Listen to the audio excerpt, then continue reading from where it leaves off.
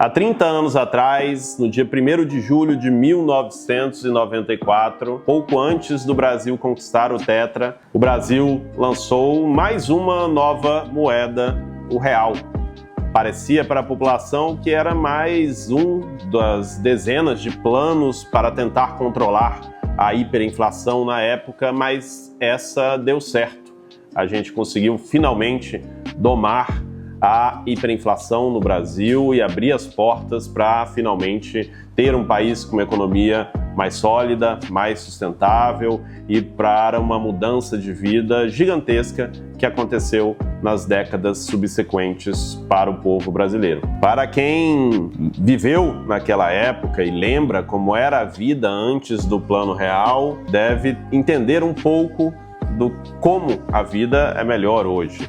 Eram filas para o supermercado, o dinheiro entrava, você tinha que correr para gastar ele. Marcas, inclusive, que ficaram na nossa cultura até hoje e que vão demorar algum tempo para serem saradas. E a importância da gente comemorar e mostrar para aquelas pessoas que não viveram essa realidade como era a vida antes e depois do Plano Real é essencial para que a gente continue a proteger a nossa moeda, continue a proteger a nossa economia e não deixe que essas conquistas tão importantes se percam no futuro.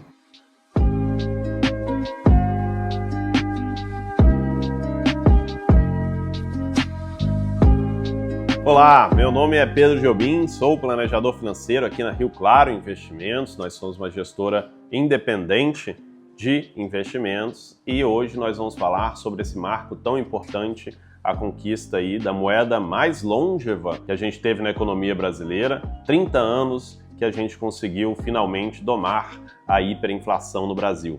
Antes de começar, digo apenas que, caso você goste desse conteúdo, se inscreva aqui no nosso canal, curta e, claro, não deixe de conhecer um pouco mais sobre a Rio Claro Investimentos. Antes da gente explicar o que foi o Plano Real e como ele mudou a vida de todos os brasileiros, a gente precisa entender como era o Brasil antes do Plano Real. A gente teve, em um curto espaço de tempo, entre 1942 até 1994, quando começou o real, 7 moedas diferentes.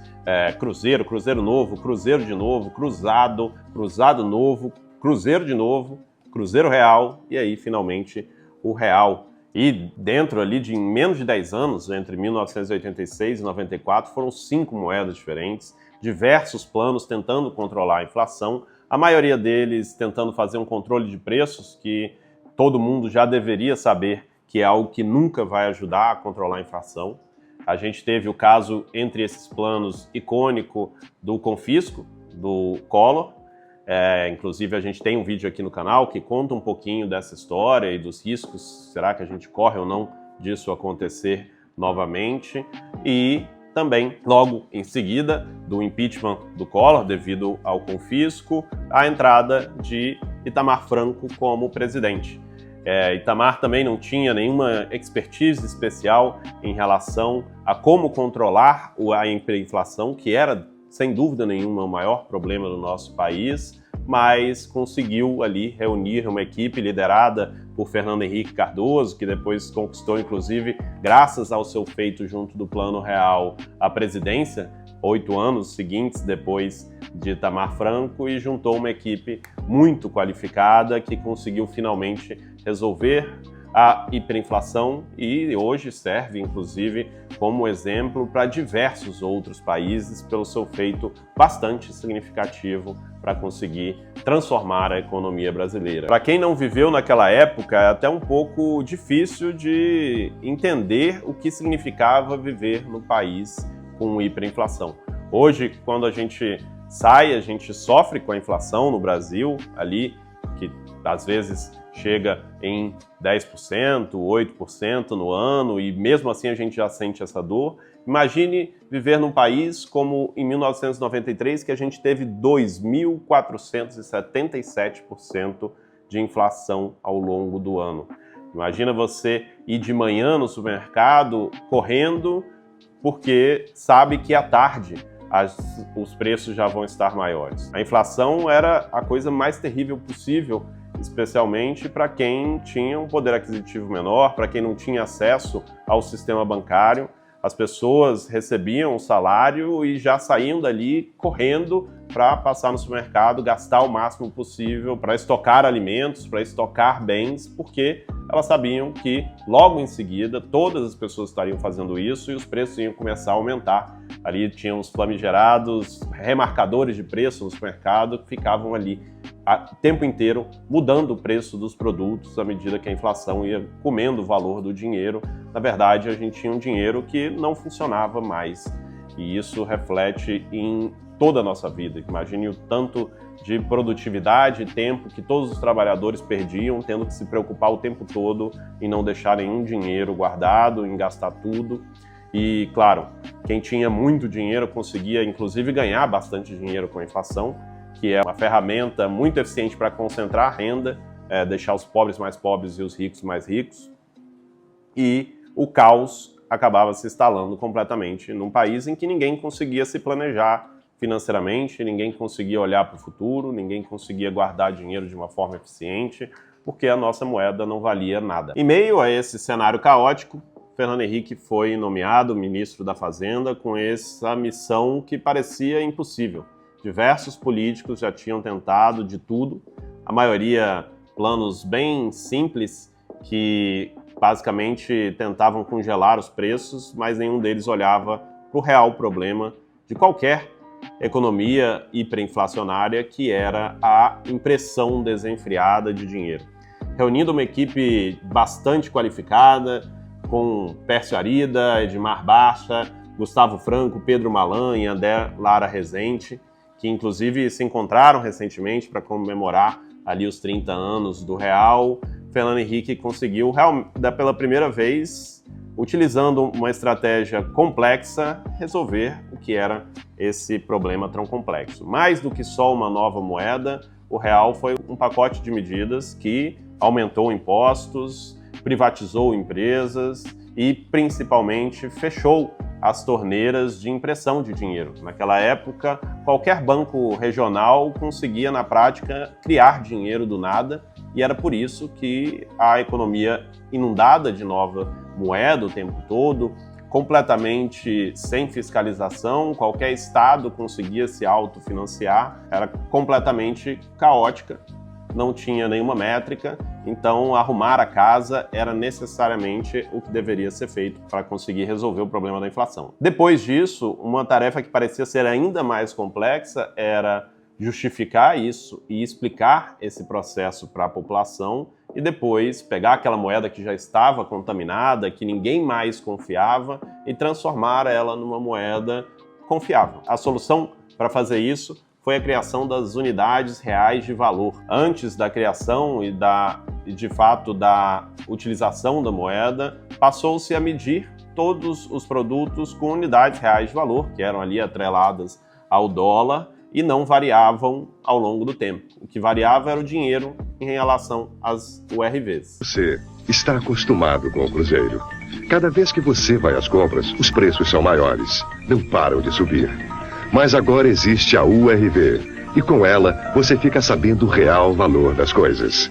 E enquanto o real não chega, você ganha tempo para se adaptar à nova moeda. O governo, inclusive, esperava que demorasse mais tempo para a população entender as URVs e duvidava até se seria possível conseguir explicar algo tão complexo para a população, mas funcionou muito melhor do que todos esperavam.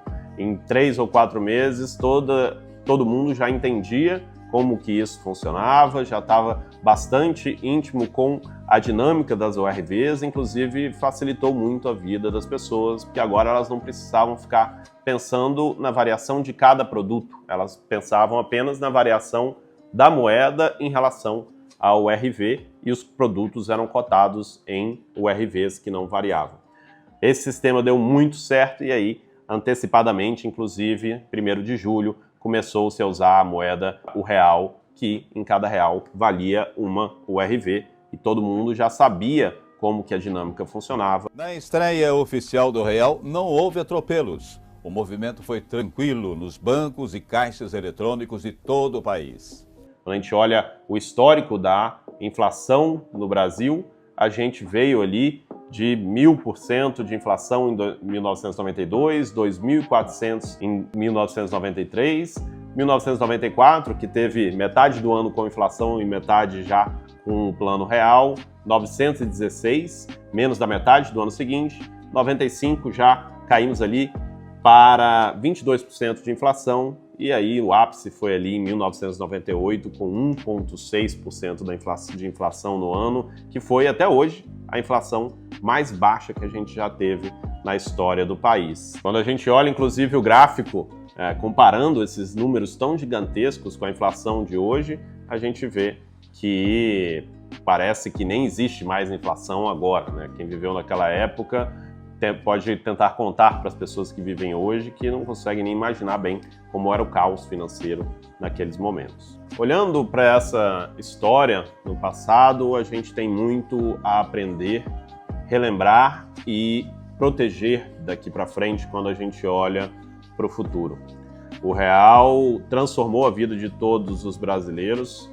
A moeda de um país, ela é mais do que apenas um meio de troca, ela é algo que reflete realmente a confiança do povo no seu país, nas instituições, na economia, e sem uma moeda forte, estável, o povo não tem esperança, não tem capacidade de se planejar financeiramente, de empreender, de pensar num futuro melhor.